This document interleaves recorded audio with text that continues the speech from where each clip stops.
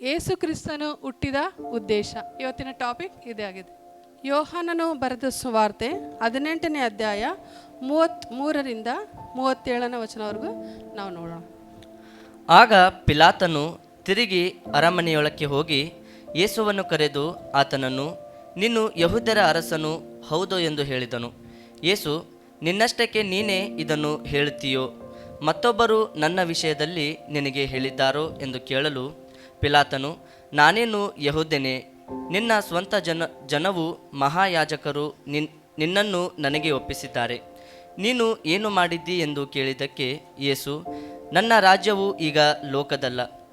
ನನ್ನ ರಾಜ್ಯವು ಈ ಲೋಕಕ್ಕಾಗಿದ್ದರೆ ನಾನು ಯೆಹೂದ್ಯರ ಕೈಯಲ್ಲಿ ಬೀಳದಂತೆ ನನ್ನ ಪರಿವಾರದವರು ಕಾಡುತ್ತಿದ್ದರು. ಆದರೆ ನನ್ನ ರಾಜ್ಯವು ಇಲ್ಲಿಯದಲ್ಲವೆಂದು ಉತ್ತರ ಕೊಟ್ಟನು. ಅದಕ್ಕೆ ಪಿಲಾತನು, ಹಾಗಾದರೆ ನೀನು ಅರಸನು ಹೌದಲ್ಲವೇ ಅಂದನು. ಯೇಸು ಅವನಿಗೆ, ನನ್ನನ್ನು ಅರಸನೆಂದು ನೀನೇ ಹೇಳಿದ್ದಿ. ನಾನು ಸತ್ಯದ ವಿಷಯದಲ್ಲಿ ಸಾಕ್ಷಿ ಹೇಳುವುದಕ್ಕೋಸ್ಕರ ಹುಟ್ಟಿದವನು. ಅದಕ್ಕೋಸ್ಕರವೇ ಈ ಲೋಕಕ್ಕೆ ಬಂದಿದ್ದೇನೆ. ಸತ್ಯಪರರೆಲ್ಲರೂ ನನ್ನ ಮಾತಿಗೆ ಕಿವಿಗೊಡುತ್ತಾರೆ ಎಂದು ಉತ್ತರ ಕೊಟ್ಟನು. ಹಲ್ಲೆಲೂಯಾ. ಇಲ್ಲಿ ಯೇಸು ಸ್ವಾಮಿ ಪಿಲಾತನಿಗೆ ಹೇಳ್ತಿದ್ದಾರೆ, ನಾನು ಯೆಹೂದ್ಯನು ಅಂತ ಅಲ್ಲಿ ಕೇಳ್ತಾ ಇದ್ದಾರೆ, ಮತ್ತು ನಾನು ಅರಸನು ಎಂಬುದಾಗಿ ನೀನೇ ಹೇಳಿದ್ದೆ ಅಂತ ಪಿಲಾತನಿಗೆ ಅಲ್ಲಿ ಹೇಳ್ತಾ ಇದ್ದಾರೆ. ಅಂದರೆ ಯೇಸು ಸ್ವಾಮಿ ಇಲ್ಲಿ ತೋರಿಸ್ತಾ ಇದ್ದಾರೆ ಯೆಹೂದ್ಯ. ಅದೇ ರೀತಿಯಾಗಿ ಯೇಸು ಸ್ವಾಮಿ ಇಲ್ಲಿ ಹೇಳ್ತಾ ಇದ್ದಾರೆ, ನಾನು ಯೆಹೂದ್ಯನು. ಅಂದರೆ ನಾನು ಯೆಹೂದ್ಯನು ಅಂತಂದರೆ ಅಲ್ಲಿ ನಾನು ಯೆಹೂದ್ಯನು ಅಲ್ಲ, ನಾನು ಯಾರೂ ಅಲ್ಲ, ನಾನು ಯಾರಾಗಿದ್ದೀನಿ ಅಂತ ಆತನು ಒಂದು ಪಿಲಾತನ ಮುಖಾಂತರ ಅಲ್ಲಿ ನಮಗೆ ಆ ಒಂದು ತೋರಿಸ್ಕೊಡ್ತಾ ಇದ್ದೆ. ನಾನು ಯಾರಂತೇಳಿ, ನಾನು ಅರಸನು ಎಂಬುದಾಗಿ ನೀನೇ ಹೇಳಿದ್ಯಾ ಎಂಬುದಾಗಿ ಇಲ್ಲಿ ವಾಕ್ಯದಲ್ಲಿ ಹೇಳ್ತಾ ಇದ್ದಾನೆ. ಇಲ್ಲಿ 36ನೇ ಒಂದು ವಚನದಲ್ಲಿ ನಾವು ನೋಡಿಕೊಳ್ಳೋಣ. ಯೇಸು, ನನ್ನ ರಾಜ್ಯವು ಈ ಲೋಕದಲ್ಲ. ನನ್ನ ರಾಜ್ಯವು ಈ ಲೋಕದಾಗಿದ್ದರೆ ನಾನು ಯೆಹೂದ್ಯರ ಕೈಯಲ್ಲಿ ಬೀಳದಂತೆ ನನ್ನ ಪರಿವಾರದವರು ಕಾದಾಡುತ್ತಿದ್ದರು. ಆದರೆ ನನ್ನ ರಾಜ್ಯವು ಇಲ್ಲಿಯದಲ್ಲವೆಂದು ಉತ್ತರ ಕೊಟ್ಟನು. ಆತನು ಸ್ಪಷ್ಟವಾಗಿ ಹೇಳ್ತಾ ಇದ್ದಾನೆ, ಏನು, ಈ ಒಂದು ರಾಜ್ಯ ನನ್ನದಲ್ಲ ಅಂತಂದರೆ ನನ್ನ ರಾಜ್ಯ ಯಾವುದೆಂದು ಇಲ್ಲಿ ಸ್ಪಷ್ಟವಾಗಿ ವಾಕ್ಯದ ಮುಖಾಂತರ ಆತನು ತೋರಿಸ್ಕೊಡ್ತಾನೆ. ಅಂದರೆ ನಾನು ಈ ಒಂದು ರಾಜ್ಯದವನಲ್ಲ, ನಾನು ಪರಲೋಕ ರಾಜ್ಯದವನು, ಮತ್ತು ನಾನು ಯೆಹೂದ್ಯನಲ್ಲ, ನಾನು ದೇವರು ಮತ್ತು ನಾನು ಅರಸನು ಎಂಬುದಾಗಿ ಆತನು ಸ್ಪಷ್ಟವಾಗಿ ಈ ಒಂದು ವಾಕ್ಯದ ಮುಖಾಂತರ ನಮಗೆ ತೋರ್ಪಡಿಸ್ತಾ ಇದ್ದಾನೆ. ಹಲ್ಲೆಲೂಯಾ. ಮತ್ತು ಆತನು ಹೇಳ್ತಾ ಇದ್ದಾನೆ, ನಾನು ಅರಸನು. ಅಂದರೆ ಅರಸನು ಅಂದರೆ ಈ ಪರಲೋಕದವನು ಮತ್ತು ಅರಸನು, ಪರಲೋಕದ ಅರಸನು ಎಂಬುದಾಗಿ ನಮಗೆ ಗೊತ್ತಾಗ್ತದೆ. ಪರಲೋಕದ ಅರಸನ ಅಂದರೆ ಈ ಲೋಕದಲ್ಲಿ ಎಷ್ಟೋ ಜನರು ಈಗ ರಾಜಕೀಯ ವ್ಯಕ್ತಿಗಳಿದ್ದರು, ಅರಸರುಗಳಿದ್ದರು, ಅವರೆಲ್ಲರೂ ಕೂಡ ಏನು ಮಾಡಿದ್ರು, ಆಳಿ ಒಂದು ದಿವಸ ಅವರು ಹೋಗುವವರಾಗಿದ್ದರು. ಆದರೆ ಪರಲೋಕದ ಅರಸನು ನಾನಾಗಿದ್ದೇನೆ ಎಂಬುದಾಗಿ ಆತನು ಹೇಳೋದ್ರ ಮುಖಾಂತರ ನಾನು ಶಾಶ್ವತವಾದ ದೇವರೆಂಬುದಾಗಿ ಇಲ್ಲಿ ಆತನು ವ್ಯಕ್ತಪಡಿಸ್ತಾ ಇದ್ದಾನೆ. ಹಲ್ಲೆಲೂಯಾ. ಮತ್ತು ಅದೇ ರೀತಿಯಾಗಿ ನಾವು 1 ಯೋಹಾನ 2:2 ವಚನವನ್ನು ನೋಡಿಕೊಳ್ಳೋಣ. ಆತನು ನಮ್ಮ ಪಾಪಗಳನ್ನು ನಿವಾರಣೆ ಮಾಡುವ ಯಜ್ಞವಾಗಿದ್ದಾನೆ. ನಮ್ಮ ಪಾಪಗಳನ್ನು ಮಾತ್ರವಲ್ಲದೆ ಸಮಸ್ತ ಲೋಕದ ಪಾಪಗಳನ್ನು ಸಹ ನಿವಾರಣೆ ಮಾಡುತ್ತಾನೆ. ಆತನು ನಮ್ಮ ಪಾಪಗಳನ್ನು ನಿವಾರಣೆ ಮಾಡುವ ಯಜ್ಞವಾಗಿದ್ದಾನೆ ಅಂತಂದರೆ ಯೇಸು ಸ್ವಾಮಿ ಇಲ್ಲಿ ನಾನು ಎದಕ್ಕಾಗಿ ಬಂದಿದ್ದೀನಿ ಅಂದರೆ ಆತನ ಒಂದು ಉದ್ದೇಶ ಇಟ್ಕೊಂಡು ಇಲ್ಲಿ ಬಂದಿದ್ದನು. ಯಾವ ಉದ್ದೇಶ ಅಂತಂದರೆ ನಮ್ಮ ಪಾಪಗಳನ್ನು ಆತನು ನಿವಾರಣೆ ಮಾಡಬೇಕೆಂಬುದಾಗಿ, ಮತ್ತು ಆತನೇ ನಾವು ಒಂದು ಹಿಂದಿನ ಕಾಲದಲ್ಲಿ ನಾವು ನೋಡ್ತಾ ಇದ್ವಿ, ಅಂದರೆ ನಾವು ಹಳೆ ಒಡಂಬಡಿಕೆಯಲ್ಲಿ ನೋಡ್ತಾ ಇದ್ವಿ, ಯಜ್ಞವಾಗಿ ನಾವು ಕುರಿಗಳನ್ನು, ಹೋತಗಳನ್ನು ಅಥವಾ ಕೋಳಿಗಳನ್ನು, ಮೇಕೆಗಳನ್ನು ನಮ್ಮ ಪಾಪಗಳಿಗಾಗಿ ಯಜ್ಞವಾಗಿ ಅರ್ಪಿಸ್ತಾ ಇದ್ರು. ಆದರೆ ಇಲ್ಲಿ ಯೇಸು ಸ್ವಾಮಿ ಹೇಳ್ತಾ ಇದ್ದಾರೆ, ನಾನು ಪಾಪ ನಿವಾರಣೆ ಮಾಡುವುದಕ್ಕಾಗಿ ಬಂದಿದ್ದೇನೆ ಮತ್ತು ನಾನೇ ಯಜ್ಞವಾಗಿದ್ದೇನೆ ಎಂಬುದಾಗಿ ಈ ವಾಕ್ಯದಲ್ಲಿ ಆತನು ಉದ್ದೇಶಪೂರ್ವಕವಾಗಿ ಮತ್ತು ಸ್ಪಷ್ಟವಾಗಿ ಆತನು ಇಲ್ಲಿ ನಮಗೆ ತಿಳಿಸ್ತಾ ಇದ್ದಾನೆ. ಯಾಕೆ ಆತನು ಪಾಪ ನಿವಾರಣೆ ಮಾಡುವುದಕ್ಕಾಗಿ ಬರಬೇಕಾಗಿತ್ತು? ಯಾಕೆಂದರೆ ನಾವು ವಾಕ್ಯದ ಮುಖಾಂತರ ನೋಡ್ಕೊಳ್ಳೋಣ. ರೋಮ 6:23. ರೋಮ 6:23 ಅಭಿಷೇಕ್. ಯಾಕೆಂದರೆ ಪಾಪವು ಕೊಡುವ ಸಂಬಳ ಮರಣ, ದೇವರ ಉಚಿತಾರ್ಥವರವು ನಮ್ಮ ಕರ್ತನಾದ ಕ್ರಿಸ್ತ ಯೇಸುವಿನಲ್ಲಿರುವ ನಿತ್ಯ ಜೀವ. ಪಾಪ ಕೊಡುವ ಸಂಬಳ ಏನಾಗಿತ್ತು? ಮರಣ ಆಗಿತ್ತು. ಅಂದರೆ ಆತನು ಇಲ್ಲಿ ಮರಣದ ಕುರಿತಾಗಿ ಆತನು ಹೇಳ್ತಾ ಇದ್ದಾನೆ. ಪ್ರತಿಯೊಬ್ಬರಿಗೆ ನಮ್ಮ ಹುಟ್ಟು ಸಹಜ ಆಗಿದೆ, ಆದರೆ ಮರಣ ಅದು ಸಹಜವಾಗಿಲ್ಲ. ಯಾಕಂದರೆ ಮರಣ ಅನ್ನೋದು ಒಬ್ಬೊಬ್ಬರು ಒಂದೊಂದು ರೀತಿಯಾಗಿ ಸಾಯ್ತಾ ಇದ್ದಾರೆ. ಯಾಕೆಂದರೆ ಅದೊಂದು ಪಾಪದ ಫಲ ಆಗಿದೆ ಎಂಬುದಾಗಿ ದೇವರು ಅದನ್ನು ನೀವು ಒಂದು ತೆಗೆದುಕೊಳ್ಳುವ ಸಂಬಳ ಎಂಬುದಾಗಿ ಇಲ್ಲಿ ಆತನು ತೋರಿಸ್ತಾ ಇದ್ದಾನೆ. ಮತ್ತು ಮರಣ ಮಾತ್ರ ಅಂದರೆ ನಾವು ಇವಾಗ ಕ್ರಿಸ್ತನನ್ನು ತಿಳಿದುಕೊಂಡಿದ್ದೀವಿ. ಕ್ರಿಸ್ತನನ್ನು ತಿಳಿದುಕೊಳ್ಳೋದಕ್ಕಿಂತ ಮುಂಚೆ ನಮಗೇನನ್ಸಿತ್ತು, ಮರಣ ಅಂದರೆ ಒಂದೇ ಎಂಬುದಾಗಿ ನಾವು ಅಂದ್ಕೊಂಡಿದ್ವಿ. ಅಂದರೆ ಮರಣ ಅಂದರೆ ನಮ್ಮ ದೇಹಕ್ಕೆ ಮಾತ್ರ ಎಂಬುದಾಗಿ ನಾವು ತಿಳ್ಕೊಂಡಿದ್ವಿ. ಆದರೆ ಇಲ್ಲಿ ವಾಕ್ಯದಲ್ಲಿ ನೋಡುವಾಗ ಮರಣ ಅಂತಂದರೆ ಅದು ದೇವರು ನಮಗೆ ಸ್ಪಷ್ಟವಾಗಿ ತಿಳಿಸ್ಕೊಡ್ತಾ ಇದ್ದಾರೆ, ಅದು ಎರಡನೇ ಮರಣ ಎಂಬುದಾಗಿ. ಅಂದರೆ ನಮಗೆ ಒಂದು ಮರಣ ನಮ್ಮ ದೇಹಕ್ಕಿದ್ರೆ, ಎರಡನೇ ಮರಣ ಅದು ನಮ್ಮ ಆತ್ಮವಾಗಿದೆ. ಅಂದರೆ ಆತನು ನಮ್ಮ ದೇಹವನ್ನು ಮತ್ತು ನಮ್ಮ ಆತ್ಮವನ್ನು ಕೂಡ ಆತನು ರಕ್ಷಿಸುವುದಕ್ಕಾಗಿ ಮತ್ತು ಆತನು ನಿತ್ಯ ಜೀವಕ್ಕಾಗಿ ಆತನು ತಂದೆಯಾದ ದೇವರ ಬಳಿಯಲ್ಲಿ ನಮ್ಮನ್ನು ಸೇರಿಸುವುದಕ್ಕಾಗಿ ಆತನು ಈ ಲೋಕಕ್ಕೆ ಬಂದನು. ಅದೇ ರೀತಿಯಾಗಿ ಈ ಒಂದು ಮರಣದಿಂದ ತಪ್ಪಿಸಿ ಆತನು ಏನು ಮಾಡಿದ್ರೆ ನಮಗೆ ಒಂದು ನಿತ್ಯ ಜೀವ, ಆತನು ನಿತ್ಯ ಜೀವವನ್ನು ಕೊಡುವುದಕ್ಕಾಗಿ ಈ ಲೋಕಕ್ಕೆ ನಾನು ಬಂದಿದ್ದೇನೆ ಎಂಬುದಾಗಿ ಒಂದು ನಿತ್ಯ ಜೀವ ಅಂತ ತೋರಿಸ್ಕೊಡ್ಬೇಕಾದ್ರೆ ಆತನ ಉದ್ದೇಶ ಇಲ್ಲಿ ತೋರಿಸ್ಕೊಡುವಂಥದ್ದಾಗಿದೆ. ಅಂದರೆ ನಾವು ಯಾವಾಗ ಸತ್ತವರಾಗಿದ್ವಿ ಅಂದರೆ ನಾವು ಆತ್ಮದಲ್ಲಿ ಸತ್ತವರಾಗಿದ್ವಿ. ಪಾಪ ಮಾಡಿ ಯಾವಾಗ ನಾವು ಆದಿಕಾಂಡದಲ್ಲಿ ನೋಡ್ತೀವಿ, ಆದಾಮ ಅವಳು ಪಾಪ ಮಾಡಿದ್ರಿಂದ ನಾವು ದೇವರು ಕೊಟ್ಟಂಥ ಒಂದು ಮಹಿಮೆಯ ಶರೀರ, ದೇವರು ನಮ್ಮನ್ನು ಯಾವ ರೀತಿ ಮೊದಲು ಅಂದರೆ ಅದೇ ದೇವರ ಆತ್ಮದಿಂದನೇ ನಮ್ಮನ್ನು ಇಟ್ಟಿದ್ರು. ಆ ಆತ್ಮ ಏನಾಗಿತ್ತು ಯಾವಾಗ ನಾವು ಪಾಪ ಮಾಡಿದ್ವಿ ಆ ಆತ್ಮ ಸತ್ತದಂತಾಗಿತ್ತು. ಅಂದರೆ ಯೇಸುವನ್ನು ನಾವು ಅಂದರೆ ತಂದೆಯಾದ ದೇವರನ್ನು ನಾವು ಒಂದು ನೇರ ಭೇಟಿ ಮಾಡ್ತಿದ್ವಿ. ಯಾವ ರೀತಿ ಆದಾಮ ಅವಳು ನೇರ ಭೇಟಿ ಮಾಡ್ತಾಯಿದ್ರು, ಆ ಭೇಟಿ ಆಗೋದನ್ನು, ಆತನಿಂದ ನಾವು ಒಟ್ಟಿಗೆ ಸಂಬಂಧ ಇಟ್ಟುಕೊಂಡಿರುವುದನ್ನು, ಪ್ರತಿಯೊಂದು ಆತ ಏನೆಲ್ಲ ನಮಗೆ ಕೊಟ್ಟಿದ್ದನ್ನು, ಆತನ ಎಲ್ಲ ಅಧಿಕಾರ ಆಗಿರ್ಬೋದು, ಪ್ರತಿಯೊಂದನ್ನು ನಾವು ಏನು ಮಾಡಿದ್ವಿ, ಪಾಪ ಮಾಡಿದ್ರ ಮುಖಾಂತರ ನಾವು ಅದನ್ನು ಕಳೆದುಕೊಂಡ್ವಿ. ಅಂದರೆ ಆದಾಮ ಅವಳು ಯಾವ ರೀತಿ ಕಳೆದುಕೊಂಡು ಅವರ ಮುಖಾಂತರ ನಾವು ಕೂಡ ಪಾಪ ಮಾಡಿ ಅದನ್ನು ಕಳೆದುಕೊಂಡಿದ್ವಿ. ಅಂದರೆ ಯಾವುದನ್ನು ಕಳೆದುಕೊಂಡಿದ್ವಿ ಅಂತಂದರೆ ಒಂದು ದೇವರು ಕೊಟ್ಟಂಥ ಅಧಿಕಾರ, ದೇವರು ಕೊಟ್ಟಂಥ ಶರೀರ, ದೇವರು ಕೊಟ್ಟಂಥ ಆತ್ಮವನ್ನು ನಾವು ಇಲ್ಲಿ ಕಳೆದುಕೊಂಡಿದ್ವಿ. ಅದನ್ನೇ ಇಲ್ಲಿ ಯೇಸು ಸ್ವಾಮಿ ಅದನ್ನು ತಿರುಗಿ ನಮ್ಮಲ್ಲಿ ಕಟ್ಟುವುದಕ್ಕೋಸ್ಕರ ಆತನು ಆ ಒಂದು ಮರಣದಿಂದ ತಪ್ಪಿಸಿ ಆ ಒಂದು ನಿತ್ಯ ಜೀವವನ್ನು ನಮ್ಮಲ್ಲಿ ಅನುಗ್ರಹಿಸುವುದಕ್ಕಾಗಿ ಆತನು ಬಂದನು. ಮತ್ತು ನಾವು ಇನ್ನೊಂದು ವಾಕ್ಯವನ್ನು ನೋಡಿಕೊಳ್ಳೋಣ. ರೋಮ 3:23. ಎಲ್ಲರೂ ಪಾಪ ಮಾಡಿ ದೇವರ ಮಹಿಮೆಯನ್ನು ಹೊಂದದೆ ಹೋಗಿದ್ದಾರೆ. ಎಲ್ಲರೂ ಅಂತಂದರೆ ನಾವು ಒಬ್ಬರೇ ಅಲ್ಲ, ಎಲ್ಲರೂ ಮಾಡಿದ್ದೀವಿ. ಎಲ್ಲರೂ ಪಾಪ ಮಾಡಿ ದೇವರ ಮಹಿಮೆಯನ್ನು ನಾವು ಕಳೆದುಕೊಂಡಿದ್ವಿ. ಆ ದೇವರ ಮಹಿಮೆಯನ್ನು ಹೊಂದದೆ ಕಳೆದುಕೊಂಡಿದ್ದಾಗ ಆತನು ಅದು ತಿರುಗಿ ಆ ಒಂದು ಮಹಿಮೆ ನಮ್ಮಲ್ಲಿ ಕಟ್ಟುವುದಕ್ಕೋಸ್ಕರ, ದೇವರ ಮಹಿಮೆ ಅಂತಂದರೆ ದೇವರಲ್ಲಿ ಇದ್ದಂಥ ಆ ಒಂದು ಮಹಿಮೆನೇ ದೇವರು ನಮ್ಮಲ್ಲಿ ಕೂಡ ಇಟ್ಟಿದ್ರು. ಹಲ್ಲೆಲೂಯಾ. ಆ ಒಂದು ದೇವರು ಏನೆಲ್ಲ ಆತನು ಮಾಡ್ತಾ ಇದ್ದಾನೆ. ಈಗ ಯೇಸು ಸ್ವಾಮಿ ಆತನು ದೀಕ್ಷಾ ಸ್ನಾನ ಆದ ನಂತರ ಏನೆಲ್ಲ ಒಂದು ಪವಿತ್ರ ಆತ್ಮನ ಒಂದು ಶಕ್ತಿಯಿಂದ ಆತನು ಹೊಂದಿಕೊಂಡಿದ್ದನೋ ನಾವು ವಾಕ್ಯದಲ್ಲಿ ನೋಡ್ತೀವಿ. ದೇವರ ಆತ್ಮ ಸ್ವರೂಪನಾಗಿದ್ದಾನೆ ಎಂಬುದಾಗಿ ಒಂದು ಪವಿತ್ರ ಆತ್ಮನಿಂದನೇ ಹೊಂದಂಥ ಶಕ್ತಿ ಕೂಡ ನಮ್ಮಲ್ಲಿ ಇತ್ತು. ಆ ಒಂದು ಮಹಿಮೆಯ ಶರೀರ ನಮ್ಮಲ್ಲಿ ಇತ್ತು. ಅದನ್ನು ನಾವು ಕಳೆದುಕೊಂಡು, ಹಲ್ಲೆಲೂಯಾ, ಅದನ್ನು ನಾವು ಕಳೆದುಕೊಂಡು ತಿರುಗಿ ಆತನನ್ನು ನೋಡಲಾರ್ದೆ ಆತನಿಂದ ನಾವು ದೂರ ಹೋಗಿದ್ವಿ ಮತ್ತು ನಾವು ಸತ್ತವರಾಗಿದ್ವಿ, ಈ ಲೋಕದವರಾಗಿದ್ವಿ.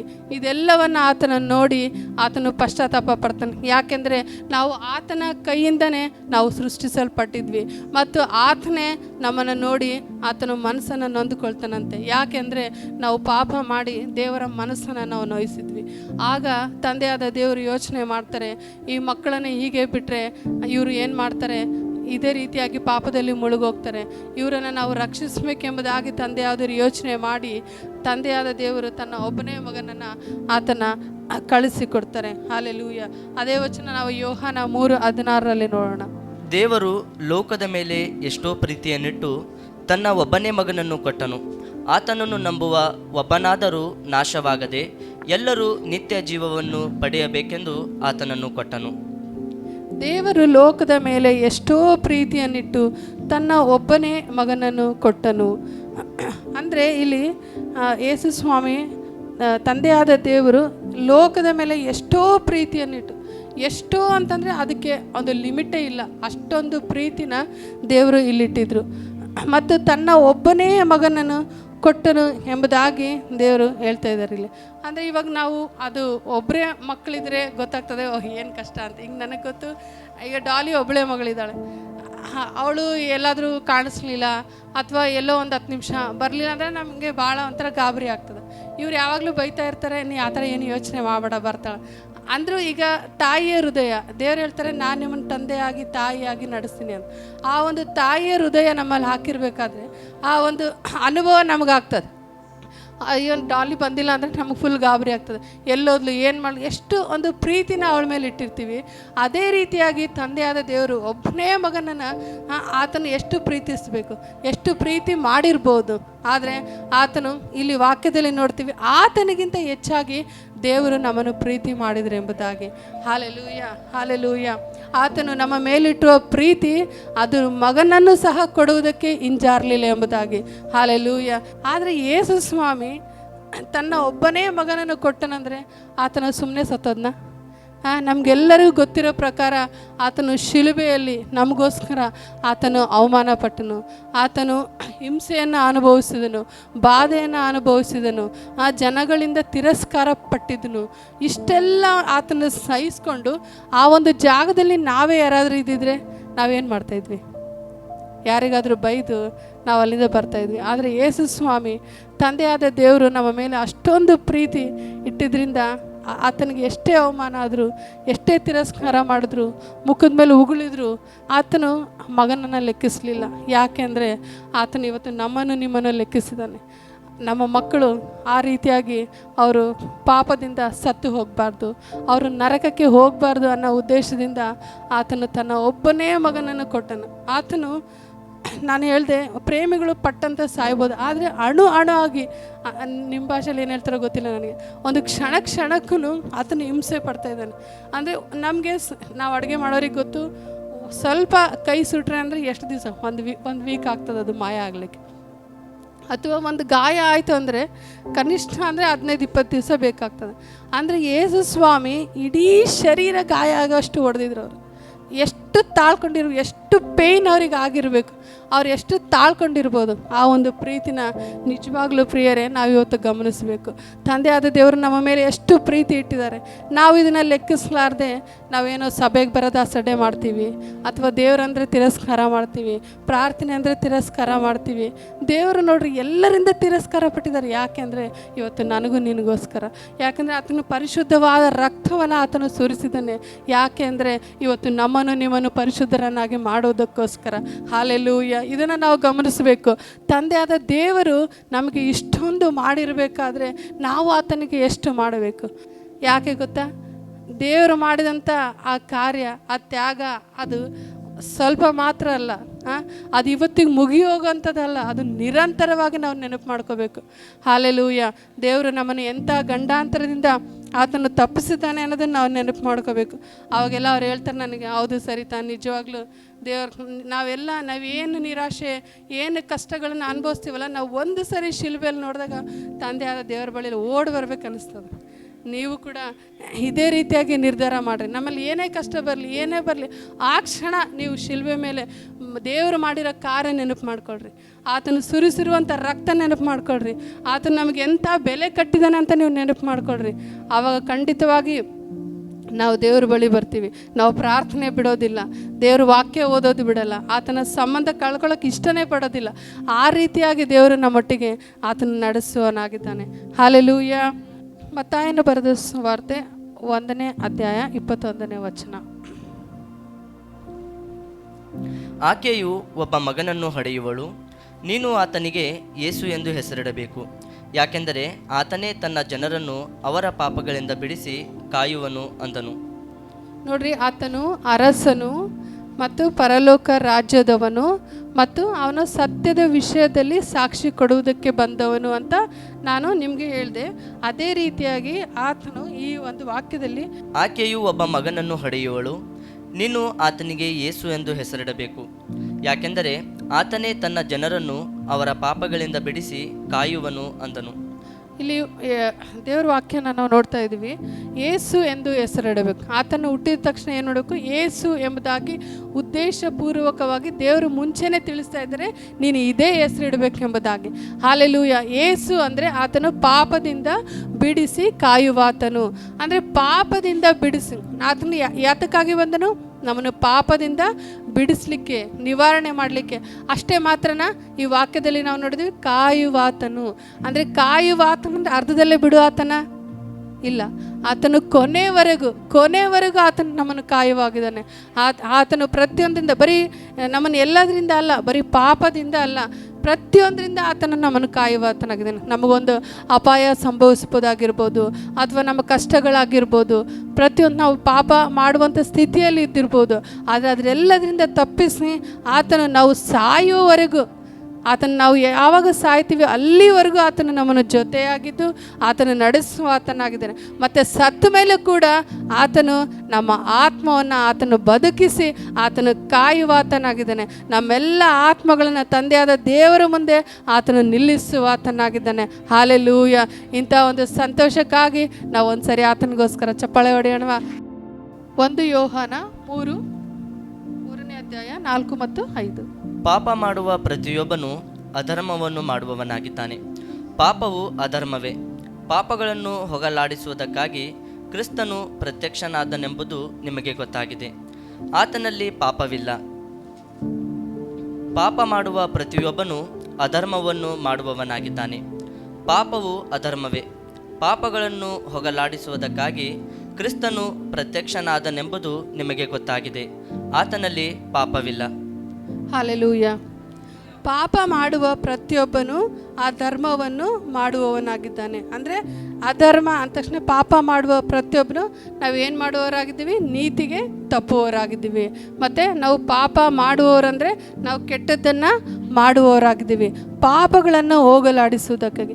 ಪಾಪ ಅಂತಂದರೆ ನಾವು ದೊಡ್ಡ ಪಾಪನೇ ಮಾಡಬೇಕಾಗಿಲ್ಲ. ಒಂದು ಸಣ್ಣ ಪುಟ್ಟ ಒಂದು ಜಗಳ ಆಡಿದ್ರು ಅದು ಒಂದು ಪಾಪನೇ, ನಾವೊಂದು ಸುಳ್ಳು ಮಾತಾಡಿದ್ರು ಅದು ಒಂದು ಪಾಪನೇ. ದೇವರ ವಾಕ್ಯದಲ್ಲಿ ನಾವು ನೋಡ್ತೀವಿ, ಇನ್ನೊಬ್ಬರ ಮನಸ್ಸನ್ನು ನಾವು ನೋಯಿಸಿದರೆ ನಾವು ಕೊಲೆಗಾರರಂತೆ. ಆ ವಾಕ್ಯ ನನಗೆ ನೆನಪಿಲ್ಲ, ಎಲ್ಲಿದೆಯೋ ಗೊತ್ತಿಲ್ಲ. ಸೊ ನಾನು ಓದಿದ್ದೀನಿ, ಅದು ನನಗೆ ಭಾಳ ಟಚ್ ಆಯಿತು ನನಗೆ. ಸೊ ಅಂದರೆ ನೋಡಿರಿ, ಒಬ್ಬರ ಹೃದಯಕ್ಕೆ ನಾವು ನೋವಾಗೋ ಹಾಗೆ, ಹರ್ಟ್ ಆಗೋ ಹಾಗೆ ನಾವು ಮಾತಾಡಿದ್ವಿ ಅಂದರೆ ಕೂಡ ಅದು ಕೊಲೆ ಅಂತೆ. ನೀವು ಕೊಲೆನೇ ಮಾಡಬೇಕಾಗಿಲ್ಲ. ಸೊ ನೀ ಇನ್ನೊಬ್ಬರ ಮನಸ್ಸನ್ನು ನೋಯಿಸಿದೆ ಅಂದರೆ ಸಾಕು, ಅದು ಕೊಲೆ ಆಗ್ತದೆ. ಅದು ಒಂದು ಕೂಡ ಪಾಪ ಆಗಿದೆ. ಒಂದು ಸಣ್ಣ ಪುಟ್ಟ ಪಾಪಗಳು ಕೂಡ ಅದು ನಮಗೇನಾಗಿದೆ? ಒಂದು ಸತ್ಯದ ದಾರಿಯಿಂದ ಅನೀತಿಗೆ ನಡೆಸುವಂಥದ್ದಾಗಿದೆ. ಮತ್ತು ಪಾಪಗಳನ್ನು ಹೋಗಲಾಡಿಸುವುದಕ್ಕಾಗಿ ಕ್ರಿಸ್ತನು ಪ್ರತ್ಯಕ್ಷನಾದನೆಂಬುದು ನಿಮಗೆ ಗೊತ್ತಾಗಿದೆ. ಆತನಲ್ಲಿ ಪಾಪವಿಲ್ಲ. ಹಾಲೆಲೂಯ. ಆತನು ಯಾವುದಕ್ಕಾಗಿ ಹುಟ್ಟಿ ಬಂದನೆಂಬುದಾಗಿ ಇಲ್ಲಿ ತೋರಿಸ್ತಾ ಇದೆ, ನಮ್ಮಿಂದ ಸಂಪೂರ್ಣವಾಗಿ ಪಾಪವನ್ನು ಹೋಗಲಾಡಿಸುವುದಕ್ಕಾಗಿ. ಅಂದರೆ ನಾವು ಯಾವಾಗ ಆತನ ಶಿಲುಬೆ ಮೇಲೆ ಮಾಡಿದ ಕಾರ್ಯಗಳನ್ನು ಗಮನಿಸ್ತೀವಿ, ಆತನು ನಮಗಾಗಿ ಹುಟ್ಟಿ ಬಂದಿದ್ದಾನೆ ಎಂಬುದಾಗಿ ನಾವು ಗಮನಿಸ್ತೀವಿ. ಆತನ ಕೃಪೆ, ಆತನು ನಮಗಾಗಿ ಸತ್ತು 3ನೇ ದಿವಸ ಮೃತ್ಯುಂಜಯನಾಗಿದ್ದಾನೆ ಎಂಬುದಾಗಿ ನಾವು ನೆನೆಸಿಕೊಂಡಾಗ, ಆತನ ಕೃಪೆ ದಯೆ ಅಪಾರವಾಗಿದೆ ಎಂಬುದಾಗಿ ನಾವು ನೆನೆಸ್ಕೊಂಡಾಗ, ಆತನ ಕೃಪೆ ಈ ಎಲ್ಲ ನಮ್ಮ ಪಾಪಗಳಿಂದ ಆತನು ಬಿಡಿಸುವಾತನಾಗಿದ್ದಾನೆ. ಆತನು ನಮ್ಮೆಲ್ಲ ಪಾಪಗಳನ್ನು ಹೋಗಲಾಡಿಸುವನಾಗಿದ್ದಾನೆ. ಹಾಲೆಲೂಯ. 1 ಯೋಹಾನ 3:8 ವಚನ ಓದಪ್ಪ. ಪಾಪ ಮಾಡುವವನು ಸೈತಾನನಿಂದ ಹುಟ್ಟಿದವನಾಗಿದ್ದಾನೆ. ಆದಿಯಿಂದಲೂ ಸೈತಾನನು ಪಾಪ ಮಾಡುವವನಾಗಿದ್ದಾನಲ್ಲ. ಸೈತಾನನ ಕೆಲಸಗಳನ್ನು ಲಯ ಮಾಡುವುದಕ್ಕೋಸ್ಕರವೇ ದೇವಕುಮಾರನು ಪ್ರತ್ಯಕ್ಷನಾದನು. ಯಾಕೆ ಆತನು ಹುಟ್ಟಿ ಬಂದನು? ಸೈತಾನನ ಕಾರ್ಯಗಳನ್ನು ಆತನು ಲಯ ಮಾಡುವುದಕ್ಕೋಸ್ಕರ. Hallelujah, hallelujah. ನಾವು ಯಾವುದಕ್ಕಾಗಲಿ ನಾವು ಹೆದರಬೇಕಾಗಿಲ್ಲ. ಅಂತಂದರೆ ನಾವು ಸೈತಾನು ಮಾಡುವ ಎಲ್ಲ ಕೆಟ್ಟವುಗಳಿಗಾಗಿ ನಾವು ಅಂಜಬೇಕಾಗಿಲ್ಲ. ಯಾಕೆಂದರೆ ಆತನ ಕಾರ್ಯಗಳನ್ನು ಲಯಪಡಿಸುವುದಕ್ಕೋಸ್ಕರನೇ ಆತನು ಅಂದರೆ ಅವಳ ಉದ್ದೇಶ ಇತ್ತು. ಏನು ಉದ್ದೇಶ ಇತ್ತು? ಸೈತಾನನ ಕಾರ್ಯಗಳನ್ನು ಲಯಪಡಿಸಬೇಕೆಂಬುದಾಗಿ ಆತನು ಪ್ರತ್ಯಕ್ಷನಾಗಿದ್ದಾನೆ. ಹಾಲೆಲೂಯ. ಆತನ ನೋಡ್ರಿ ಒಂದು ಮಾಟ ಮಂತ್ರ ಶಕ್ತಿ ಆಗಿರ್ಬೋದು, ಅಥವಾ ನಮ್ಮ ಕುಟುಂಬದಲ್ಲಿ ಏನೋ ತೊಂದರೆಗಳಾಗಿರ್ಬೋದು, ಕಷ್ಟಗಳಾಗಿರ್ಬೋದು, ಏನೇ ಒಂದು ಸಮಸ್ಯೆ ಇದ್ದರೂ ಕೂಡ ನಾವು ಅನ್ಕೋತೀವಿ ಯಾಕಪ್ಪ ನಮಗೆ ಸೈತಾನ ಇಷ್ಟೊಂದು ಕಾಡಿಸ್ತಿದ್ದಾನೆ ಅಂತ. ಸೊ ಆ ಒಂದು ಸೈತಾನನಿಗೆ ನಾವು ಎದುರುವಂಥ ಅವಶ್ಯಕತೆ ಇಲ್ಲ. ಯಾಕೆಂದರೆ ಯೇಸು ಸ್ವಾಮಿ ಆತನು ಬಂದಿದ್ದಾನೆ ಸೈತಾನನ ಕಾರ್ಯಗಳನ್ನು ಆತನು ಲಯಪಡಿಸುವುದಕ್ಕೋಸ್ಕರ. ಹಲ್ಲೆಲೂಯ. ಆದಿಕಾಂಡ 3:15. ನಿನಗೂ ಈ ಸ್ತ್ರೀಗೂ ನಿನ್ನ ಸಂತಾನಕ್ಕೂ ಈ ಸ್ತ್ರೀಯ ಸಂತಾನಕ್ಕೂ ಹಗೆತನವಿರುವ ಹಾಗೆ ಮಾಡುವೆನು. ಈಕೆಯ ಸಂತಾನವು ನಿನ್ನ ತಲೆಯನ್ನು ಜಜ್ಜುವುದು, ನೀನು ಅದರ ಹಿಮ್ಮಡಿಯನ್ನು ಕಚ್ಚುವಿ ಎಂದು ಹೇಳಿದನು. ಹಲ್ಲೆಲೂಯ. ಆತನು ಸೈತಾನನ ಕಾರ್ಯಗಳನ್ನು ಲಯ ಮಾಡುವುದಕ್ಕೆ ಮಾತ್ರ ಅಲ್ಲ, ಆತನ ತಲೆಯನ್ನು ಆತನ ಜಜ್ಜುವುದಕ್ಕಾಗಿ ಆತನು ಹುಟ್ಟಿ ಬಂದಿದ್ದಾನೆ ಎಂಬುದಾಗಿ ನಾವು ವಾಕ್ಯದ ಮುಖಾಂತರ ನೋಡ್ಕೊಂಡಿದ್ದೀವಿ. ಹಲ್ಲೆಲೂಯ. ಹೌದಲ್ಲ? ಆತನು ನೋಡ್ರಿ ಎಂಥ ಒಂದು ಉದ್ದೇಶ ಅಲ್ಲ. ನನ್ನ ಮಕ್ಕಳು ಹಿಂಸೆ ಪಡಿಸೋರು ಯಾರೇ ಆಗಿರ್ಬೋದು, ದೇವರು ಅವ್ರಿಗೆ ಬಿಡೋರಲ್ಲ. ಆ ಸೈತಾನನ ಜಜ್ಜು ಆತನಾಗಿದ್ದಾನೆ, ಸೈತಾನನ ಕಾರ್ಯಗಳನ್ನೆಲ್ಲ ಲಯ ಮಾಡುವ ಆತನಾಗಿದ್ದಾನೆ. ಹಲ್ಲೆಲೂಯ. ಆತನು ಎಂಥ ಮಹತ್ ಕಾರ್ಯಕ್ಕಾಗಿ ನಮ್ಮ ನಿಮ್ಮ ನಡುವೆ ಇವತ್ತು ಹುಟ್ಟಿ ಬಂದಿದ್ದಾನೆ, ಎಂಥ ಉದ್ದೇಶಪೂರ್ವಕವಾಗಿ ನಮ್ಮ ನಿಮ್ಮ ನಡುವೆ ಹುಟ್ಟಿ ಬಂದಿದ್ದಾನೆ. ಹಲ್ಲೆಲೂಯ. ಮತ್ತಾಯನು ಬರೆದ ಸುವಾರ್ತೆ 5ನೇ ಅಧ್ಯಾಯ 17ನೇ ವಚನ. ಇಲ್ಲ, 17ನೇ ವಾಕ್ಯದಲ್ಲಿ ನೋಡಿದ್ವಿ. ಮತ್ತಾಯನ ಬರೆದ ಸುವಾರ್ತೆ 5ನೇ ಅಧ್ಯಾಯ 17ನೇ ವಚನ. ಮೋಶೆಯ ಧರ್ಮಶಾಸ್ತ್ರವನ್ನಾಗಲಿ ಪ್ರವಾದಿಗಳ ವಚನಗಳನ್ನಾಗಲಿ ತೆಗೆದು ಹಾಕುವುದಕ್ಕೆ ನಾನು ಬಂದೇನೆಂದು ನೆನೆಸಬೇಡಿರಿ. ತೆಗೆದು ಹಾಕುವುದಕ್ಕೆ ಬಂದಿಲ್ಲ, ನೆರವೇರಿಸುವುದಕ್ಕೆ ಬಂದಿದ್ದೇನೆ. ಅಂದರೆ ಈ ವಾಕ್ಯದಲ್ಲಿ ನಾವು ನೋಡ್ತೀವಿ, ಈ ವಾಕ್ಯಗಳ ಮುಖಾಂತರ ಅಂದರೆ ಹಳ ಒಡಂಬಡಿಕೆಯಲ್ಲಿ ಯೇಸು ಕ್ರಿಸ್ತನ ಬಗ್ಗೆ ಅಂದರೆ ಯೇಸು ಕ್ರಿಸ್ತನ ಕುರಿತಾಗಿ ಪ್ರವಾದಿಗಳು ಆತನ ಬಗ್ಗೆ ನುಡಿದಿದ್ರು. ಮತ್ತು ಯೋಹನ ಬರೆದ ಸುವಾರ್ತೆ ಮತ್ತು ಮತ್ತಾಯನ ಬರೆದ ಸುವಾರ್ತೆ ಎಲ್ಲವೂ ಯೇಸುವಿನ ಕುರಿತಾಗಿ ಮಾತನಾಡೋದ್ರಿಂದ ಆತ ಯೇಸು ಸ್ವಾಮಿ ಇಲ್ಲಿ ಹೇಳ್ತಾ ಇದ್ದಾರೆ, ನಾನು ಯಾಕೆ ಬಂದಿದ್ದೀನಿ ಅಂದರೆ ಈ ವಚನದಲ್ಲಿ ಇರುವಂಥ ಪ್ರತಿಯೊಂದು ವಾಕ್ಯಗಳಾಗಿರ್ಬೋದು, ಧರ್ಮಶಾಸ್ತ್ರಗಳಾಗಿರ್ಬೋದು, ವಚನಗಳಾಗಿರ್ಬೋದು, ಇವುಗಳನ್ನು ನಾನೇನು ಮಾಡಿದ್ದೀನಿ, ತೆಗೆದು ಹಾಕೋಕ್ಕೆ ಬಂದಿಲ್ಲ. ಇದರಲ್ಲಿ ಏನು ಬರೆದಿದೆ ಅಂದರೆ ಯೇಸು ಸ್ವಾಮಿಯ ಕುರಿತಾಗಿ ಮುಂಚಿತವಾಗಿಯೇ ಹಳ ಒಡಂಬಡಿಕೆಯಲ್ಲಿ ಬರೆದಿತ್ತು. ಆತನು ಇದನ್ನು ನೆರವೇರಿಸೋದಕ್ಕೋಸ್ಕರ ಇವತ್ತು ಯೋಹನನ ಬರೆದ ಸುವಾರ್ತೆ 1ನೇ ಅಧ್ಯಾಯ 8 ಅಥವಾ 9ನೇ ವಚನದಲ್ಲಿ ನಾವು ನೋಡ್ಕೊಳ್ತೀವಿ. ಆತನು ನಮ್ಮ ನಿಮ್ಮ ಮಧ್ಯೆ ನರವತಾರ ಎತ್ತಿ ಬಂದನು. ಯಾಕೆ ಎತ್ತಿ ಬಂದನಂದರೆ ಈ ಒಂದು ವಚನ ಆತನು ಪರಿಪೂರ್ಣ ಮಾಡಬೇಕಾಗಿತ್ತು, ಆತನು ನೆರವೇರಿಸಬೇಕಾಗಿತ್ತು. ಅದಕ್ಕಾಗಿ ಇವತ್ತು ನಮ್ಮ ನಿಮ್ಮ ಮಧ್ಯ ಆತನು ಮಗುವಾಗಿ ನರವತಾರ ಎತ್ತಿ ಮನುಷ್ಯ ಕುಮಾರನಾಗಿ ದೇವಕುಮಾರನಾಗಿ ಇವತ್ತು ನಮ್ಮ ಮಧ್ಯ ಈ ಒಂದು ಡಿಸೆಂಬರ್ ತಿಂಗಳಲ್ಲಿ ಆತನು ಹುಟ್ಟು ಬಂದಿದ್ದಾನೆ. ಹಲ್ಲೆಲೂಯ. ಯೋಹನ 12 ಮತ್ತು 24ನೇ ವಚನಪ್ಪ. ನಿಮಗೆ ನಿಜವಾಗಿ ಹೇಳುತ್ತೇನೆ, ಗೋಧಿಯ ಕಾಳು ಭೂಮಿಯಲ್ಲಿ ಬಿದ್ದು ಸಾಯದಿದ್ದರೆ ಒಂದೇಯಾಗಿ ಉಳಿಯುವುದು, ಸತ್ತರೆ ಬಹಳ ಫಲ ಕೊಡುವುದು. ಹಲ್ಲೆಲೂಯ. ಇಲ್ಲಿ ಯೇಸು ಸ್ವಾಮಿ ಹೇಳ್ತಾ ಇದ್ದಾರೆ. ಯಾರಿಗೆ ಹೇಳ್ತಾ ಇದ್ದಾರೆ ಅಂದರೆ ಶಿಷ್ಯರಿಗೆ ಹೇಳ್ತಾ ಇದ್ದಾರೆ. ಏನಂತ ಅಂದರೆ ನಿಮಗೆ ನಿಜ ನಿಜವಾಗಿ ಅಂದರೆ ಎಲ್ಲಿ ನಿಜ ನಿಜವಾಗಿ ಬರೆದಿದೆ ಅಂದರೆ ನಾವು ಅದನ್ನು ಸತ್ಯ ಅಂತ ನಾವು ತಿಳ್ಕೊಬೇಕು. ನಿಮಗೆ ನಿಜ ನಿಜವಾಗಿ ಹೇಳುತ್ತೇನೆ, ಗೋಧಿಯ ಕಾಳು ಭೂಮಿಯಲ್ಲಿ ಬಿದ್ದು ಸಾಯದಿದ್ದರೆ ಒಂದೇಯಾಗಿ ಉಳಿಯುವುದು, ಸತ್ತರೆ ಬಹಳ ಫಲ ಕೊಡುವುದು. ಒಂದು ವೇಳೆ ತಂದೆಯಾದ ದೇವರು ಯೇಸು ಕ್ರಿಸ್ತನನ್ನು ತನ್ನ ಬಳಿಯಲ್ಲೇ ಇಟ್ಟುಕೊಂಡಿದ್ರೆ ಇವತ್ತೇನಾಗ್ತಿತ್ತು? ನಾವೆಲ್ಲ ಪಾಪದಲ್ಲೇ ಸಾಯಬೇಕಾಗಿತ್ತು. ನಾವು ಯಾರಾದರೂ ಫಲ ಕೊಡ್ತಾ ಇದ್ವಾ? ಖಂಡಿತ ಇಲ್ಲ. ಆದರೆ ಯೇಸು ಸ್ವಾಮಿ ಇಲ್ಲಿ ಹೇಳ್ತಾ ಇದ್ದಾರೆ, ತನ್ನನ್ನು ಒಂದು ಬೀಜಕ್ಕೆ ಹೋಲಿಸ್ತಾ ಇದ್ದಾರೆ. ಅಂದರೆ ಗೋಧಿ ಕಾಳು. ಹಲ್ಲೆಲೂಯ. ಗೋಧಿಯ ಕಾಳು ಭೂಮಿಯಲ್ಲಿ ಬಿದ್ದು ಸಾಯದಿದ್ದರೆ ಅಂದರೆ ಗೋಧಿ ಕಾಳು ಅಂದರೆ ಯೇಸು ಸ್ವಾಮಿ ಭೂಮಿಯಲ್ಲಿ ಬಿದ್ದು ಅಂದರೆ ಈ ಭೂಮಿಯಲ್ಲಿ ಇರ್ತಕ್ಕಂಥ ಜನರಿಗೋಸ್ಕರ ಆತನು ನರಳಾಡಿ ಸಾಯದೇ ಇದ್ದರೆ ಅಂದರೆ ಸತ್ತು ಆತನು ಹೂಣಲ್ಪಡದೇ ಇದ್ದಿದ್ರೆ ಇವತ್ತು ಏನಾಗ್ತಿತ್ತು ಎಂಬುದಾಗಿ ಶಿಷ್ಯರಿಗೆ ಹೇಳ್ತಾ ಇದ್ದಾರೆ. ಹಲ್ಲೆಲೂಯ. ಆತನು ಹೇಳ್ತಾ ಇದ್ದಾನೆ, ನಾನು ಗೋಧಿ ಕಾಳು ಭೂಮಿಯಲ್ಲಿ ಅದು ಇವತ್ತು ನಮಗೋಸ್ಕರ ಆತನು ಸತ್ತಿದ್ದಾನೆ ಎಂಬುದಾಗಿ. ಹಲ್ಲೆಲೂಯ. ಆತನು ಯಾರಿಗೋಸ್ಕರ ಅಲ್ಲ, ಪ್ರತಿಯೊಬ್ಬರು ಲೋಕದಲ್ಲಿರುವ ಪ್ರತಿಯೊಬ್ಬರಿಗೋಸ್ಕರ. ಇವತ್ತು ನನಗೆ ಸರಿತಾಗಿ ಮಾತ್ರ ಸತ್ತಿಲ್ಲ, ಹರೀಶಾಗಿ ಮಾತ್ರ ಸತ್ತಿಲ್ಲ, ಮಹಿಮಗಾಗಿ ಸತ್ತಿಲ್ಲ, ಎಲ್ಲರಿಗೋಸ್ಕರ ಇವತ್ತು ನಮಗೆ ಯೇಸು ಸ್ವಾಮಿ ಬೇಕಾಗಿದ್ದಾರೆ. ನಾಳೆ ಅನೇಕರಿಗೆ ಕೂಡ, ಇಡೀ ಲೋಕದಲ್ಲಿ ಇರುವವರಿಗೂ ಕೂಡ ಆ ಯೇಸು ಸ್ವಾಮಿ ಬೇಕು. ಅದಕ್ಕಾಗಿ ಆತನು ತನ್ನನ್ನು ಬೀಜವಾಗಿ ಭೂಮಿಯಲ್ಲಿ ಆತನು ಬಿದ್ದು ಸತ್ತಿದ್ದಾನೆ. ಒಂದೇ ಆಗಿ ಅಂದರೆ ಆತನು ಒಂದೇ ಸಾರಿ ನಮಗೋಸ್ಕರ ಆತನು ಶಿಲುಬೆ ಮೇಲೆ ಆ ಮರಣವನ್ನು ಅನುಭವಿಸಿದ್ದಾನೆ. ಅದಕ್ಕಾಗಿ ಹಲ್ಲೆಲೂಯ, ಆತನು ಸತ್ತು ಹೂಣಲ್ಪಟ್ಟು ಮೂರನೇ ದಿವಸ ಮೃತ್ಯುಂಜಯನಾಗಿ ಆತನು ಎದ್ದು ಬಂದಿದ್ದಾನೆ. ನಾವು ಯೋಹಾನ ಬರೆದ ಸುವಾರ್ತೆ 4ನೇ ಅಧ್ಯಾಯದಲ್ಲಿ ನೋಡ್ತಾ ಇದ್ದೀವಿ. ಆತನು ಹೇಳ್ತಾನೆ ಶಿಷ್ಯರಿಗೆ, ನಾನು ಸತ್ತು ನಿಮಗೆ ಪರಲೋಕಕ್ಕೆ ಏರಿದ ನಂತರ ಒಬ್ಬ ಸಹಾಯಕನನ್ನು ಕಳಿಸಿಕೊಡುವೆನೆಂಬುದಾಗಿ. ಅಂದರೆ ಯೇಸುವಿನ ಆತ್ಮವೇ ಆತನು ಕಳಿಸಿಕೊಡುವವನಾಗಿದ್ದನು.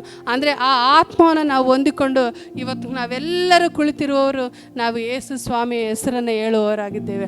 ಅಂದರೆ ನಮ್ಮೆಲ್ಲ ಪಾಪಗಳನ್ನು ಆತನು ನಿವಾರಿಸಿ ಆತನ ಒಂದು ನಮ್ಮನ್ನು ರಕ್ಷಣೆಯ ಮಾರ್ಗದಲ್ಲಿ ಆತನು ನಡೆಸಿದ್ದಾನೆ. ಇವತ್ತು ಯಾಕೆ ನಾವು ನೀವು ಆರಾಧಿಸ್ತಿದ್ದೀವಿ ಅಂತಂದರೆ, ಯಾಕೆಂದರೆ ನಮ್ಮ ಪಾಪಗಳು ಕ್ಷಮಿಸಲ್ಪಟ್ಟಿದೆ.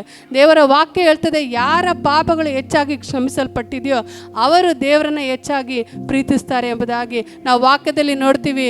ಮರಿಯಳು ಜಟಾಮಾಂಸಿ ತೈಲವನ್ನು ಆತನ ಮೇಲೆ ಸುರಿದ್ರು. ಯಾಕೆ ಆಕೆ ಸುರಿದ್ಲು ಎಂಬುದಾದರೆ, ಆಕೆ 7 ದೆವ್ವಗಳ ಒಂದು ಪೀಡಿತಳಾಗಿದ್ದಳು. ಆ ಪೀಡಿತಳಿಂದ ಯೇಸು ಸ್ವಾಮಿ ಬಿಡುಗಡೆ ಕೊಟ್ಟರು ಆಕೆಯನ್ನು.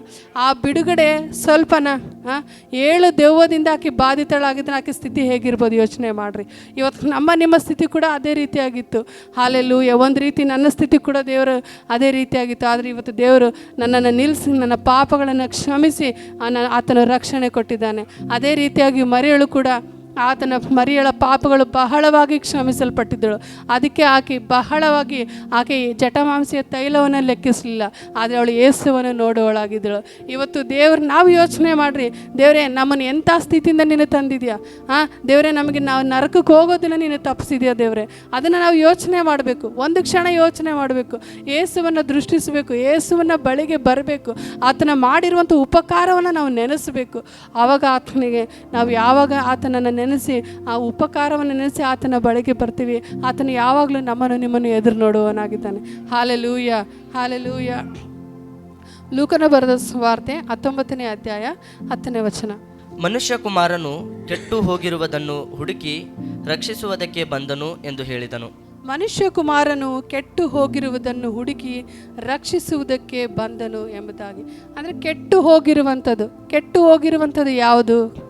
ನಮ್ಮ ಹೃದಯ, ನಮ್ಮ ಆಲೋಚನೆಗಳು, ನಮ್ಮ ಜೀವಿತ, ಇವೆಲ್ಲವೂ ಕೆಟ್ಟು ಹೋಗಿತ್ತು ಒಂದು ಕಾಲದಲ್ಲಿ. ಆತನು ನಮ್ಮನ್ನು ಆ ಒಂದು ಪರಲೋಕದಿಂದ ದೃಷ್ಟಿಸಿದನು. ಹಲ್ಲೆಲೂಯ.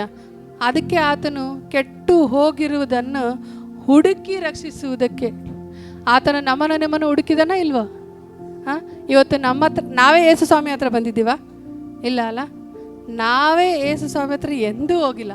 ಆದರೆ ಎಂಥ ದೇವರು ನೋಡ್ರಿ ಅಪ್ಪ, ನೆನೆಸ್ಕೊಂಡ್ರೆ ನನಗೆ ಭಾಳ ಖುಷಿ ಆಗ್ತದೆ.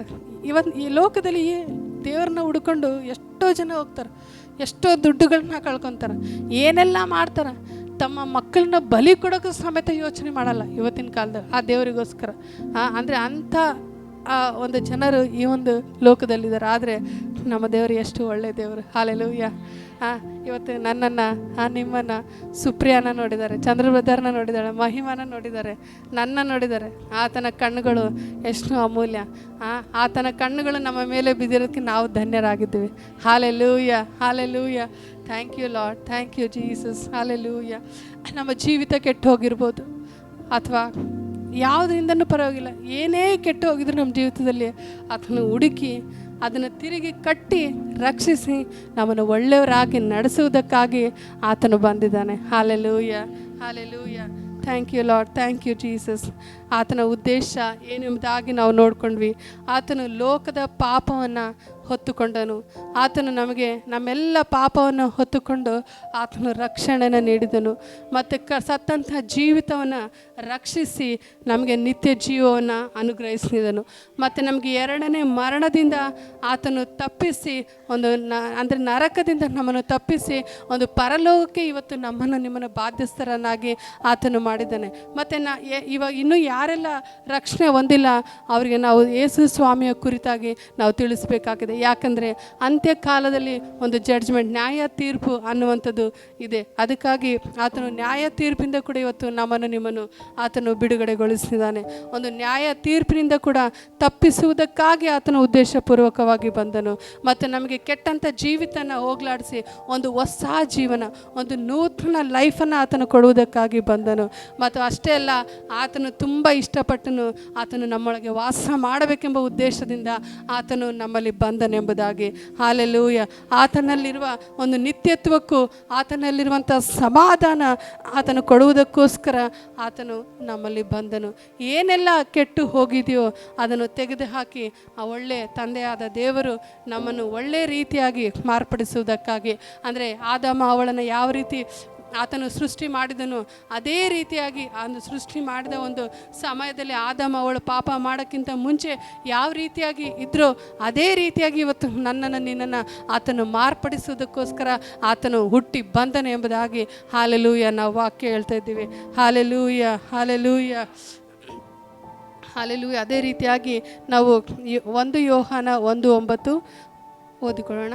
ನಮ್ಮ ಪಾಪಗಳನ್ನು ಒಪ್ಪಿಕೊಂಡು ಅರಿಕೆ ಮಾಡಿದರೆ ಆತನು ನಂಬಿಗಸ್ತನೂ ನೀತಿವಂತನೂ ಆಗಿರುವುದರಿಂದ ನಮ್ಮ ಪಾಪಗಳನ್ನು ಕ್ಷಮಿಸಿಬಿಟ್ಟು ಸಕಲ ಅನೀತಿಯನ್ನು ಪರಿಹರಿಸಿ ನಮ್ಮನ್ನು ಶುದ್ಧಿ ಮಾಡುವನು. ಹಾಲೆಲೂಯ. ಆತನು ಯಾವೆಲ್ಲ ಉದ್ದೇಶಕ್ಕಾಗಿ ಬಂದಿದ್ದಾನೆ ಎಂಬುದಾಗಿ ನಾವು ಇದುವರೆಗೂ ವಾಕ್ಯದ ಮುಖಾಂತರ ನಾವು ನೋಡಿಕೊಂಡಿದ್ದೇವೆ. Hallelujah, hallelujah. ನಾವೆಲ್ಲರೂ ಈ ವಾಕ್ಯದಿಂದ ನಾನು ನಂಬ್ತೇನೆ ನೀವೆಲ್ಲರೂ ಆಶೀರ್ವದಿಸಲ್ಪಟ್ಟಿದ್ದೀರಿ ಎಂಬುದಾಗಿ. ಹಾಲೆಲೂಯ. ಅದೇ ರೀತಿಯಾಗಿ ಇವತ್ತು ಇಲ್ಲಿ ಕೂಡ ಹೊಸ ಜನರು ಬಂದಿರ್ಬೋದು, ಅಥವಾ ನಾನು ವಾಕ್ಯ ಹೇಳಿರುವ ಪ್ರಕಾರವಾಗಿ ನಿಮ್ಮ ಹೃದಯದಲ್ಲಿ ಏನಾದರೂ ಹುಟ್ಟಿರ್ಬೋದು. ಹಾಲೆಲೂಯ. ನಿಮ್ಮ ಒಂದು ಮನಸ್ಸು ಚೇಂಜ್ ಆಗಿರ್ಬೋದು, ಅಥವಾ ಒಂದು ನಿಜವಾದ ರಕ್ಷಣೆನೇ ಹೊಂದಿಲ್ಲ, ನಾನು ಯೇಸು ಸ್ವಾಮಿ ಇಂಥ ವಿಷಯಕ್ಕಾಗಿ ಬಂದಿದ್ದಾರೆ ಅಂತ ಗೊತ್ತಿಲ್ಲ, ಇವತ್ತು ನಾನು ತಿಳಿದುಕೊಂಡಿದ್ದೀನಿ, ಮತ್ತೆ ನಾನು ಪುನಃ ಆತನಿಗೆ ಸಮರ್ಪಿಸುವುದಕ್ಕೋಸ್ಕರ ನಾನು ಸಿದ್ಧಳಿದ್ದೇನೆ ಎಂಬುದಾಗಿ ನೀವು ನಿಮ್ಮ ಹೃದಯಗಳಲ್ಲಿ ನಿಶ್ಚಯಿಸಿಕೊಂಡಿದ್ದಾಗಿದ್ದರೆ ಈ ವಾಕ್ಯ ಓದಿರೋ ಪ್ರಕಾರವಾಗಿ 1 ಯೋಹಾನ 9ನೇ ವಾಕ್ಯದ ಪ್ರಕಾರವಾಗಿ ನಮ್ಮ ಪಾಪಗಳನ್ನು ನಾವು ಒಪ್ಪಿಕೊಂಡು ನಾವು ಅರಿಕೆ ಮಾಡೋಣ ಇವತ್ತು. ಹಾಲೆಲೂಯ. ಅದೇ ರೀತಿಯಾಗಿ ನಾವು ಇನ್ನೊಂದು ವಚನ ನೋಡೋಣ, ನಾವು ಅರಿಕೆ ಮಾಡುವಾಗ ನೆಕ್ಸ್ಟ್ ಏನಾಗುವಂಥದ್ದಾಗಿದೆ ಅಂತ. ಯೋಹಾನ 1:12. ಯಾರ್ಯಾರು ಆತನನ್ನು ಅಂಗೀಕರಿಸಿದಾರೋ, ಅಂದರೆ ಆತನ ಹೆಸರಿನಲ್ಲಿ ನಂಬಿಕೆ ಇಟ್ಟರೋ ಅವರಿಗೆ ದೇವರ ಮಕ್ಕಳಾಗುವ ಅಧಿಕಾರ ಕೊಟ್ಟನು. ಹಾಲೆಲೂಯ. ನೋಡಿ, ನಾವೆಲ್ಲ ನಮ್ಮ ಪಾಪಗಳನ್ನು ನಾವು ಒಪ್ಪಿಕೊಂಡು ಆತನು ಏನೆಲ್ಲ ಮಾಡಿದ್ದಾನೆ ನಾವು ಇವತ್ತು ಕಿವಿಯಾರ ಕೇಳಿದ್ದೀವಿ. ನೀವು ಇನ್ನೂ ಸತ್ಯವೇದವನ್ನು ಓದುವಾಗ ನಿಮ್ಗೆ ಇನ್ನೂ ಸ್ಪಷ್ಟವಾಗಿ ಅರ್ಥ ಆಗ್ತದೆ. ಅದೇ ರೀತಿಯಾಗಿ ಇವತ್ತು ನಾವು ನಮ್ಮ ಹೃದಯಗಳನ್ನ ಒಪ್ಪಿಸಿಕೊಳ್ಳೋಣ. ಪಾಪವನಿಗಿಸಲು ಶಾಪವನಿಗಿಸಲು ಈ ಲೋಕ ಬಂದಾನೆಯ ಮನುಷ್ಯರ